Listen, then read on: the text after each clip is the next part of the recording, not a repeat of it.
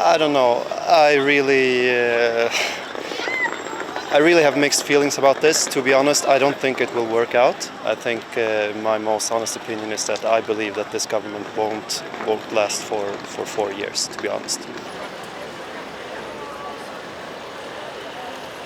I believe in the sense that reality has caught up with the image of Sweden, to be honest. I think this is a result of Sweden not being perhaps as economically wealthy, or whatever you wish to call it, as we are perceived in the rest of the world. Personally, I think that's a bit sad as well.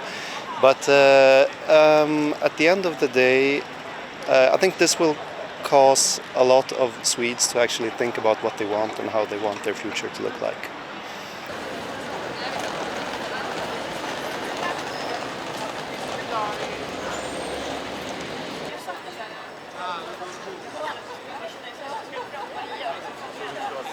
I think it's okay. I don't vote for them, but I think you should listen to the people, and a lot of people like them, so why not? I think it's okay.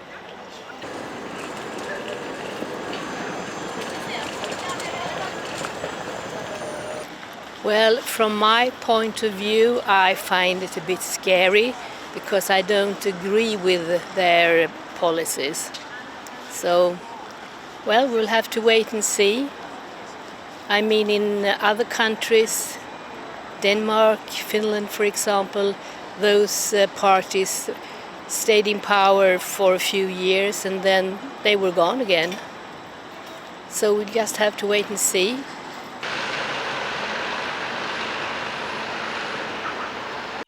Well, I mean, of course, it marks a shift, because up until sort of halfway through the last parliamentary term, there was a very strict cordon sanitaire, an exclusion of the Sweden Democrats from political collaboration at pretty much all levels within the Swedish political system. The leader of the moderate party before, Ulf Kristersson, had to step down, among other things, because she had sort of hinted that the party could be open to collaboration with the Sweden Democrats, and now they are a fully integrated part in this collaboration. Yes, they don't get any seats at the government table, but aside from that, if what they have sketched today actually comes true, they will have a closer collaboration than almost any party will have had with a government that's not part of it. So it's not just that, oh, we agree on a few things in exchange for your support.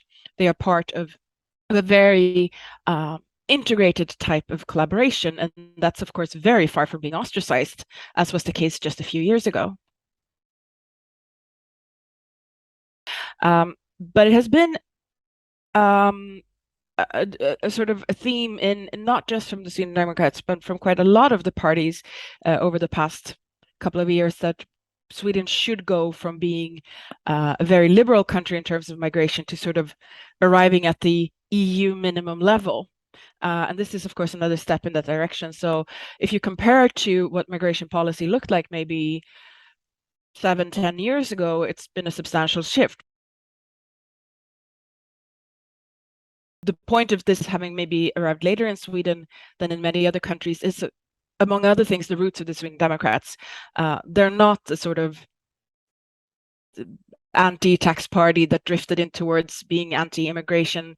They have very clear roots in sort of right-wing extremism and even neo-Nazism. And even though, most members today weren't a part of the party back then, it's still very sort of clear in how the party has talked about that this past is a liability, or has been a liability. Maybe it's not anymore.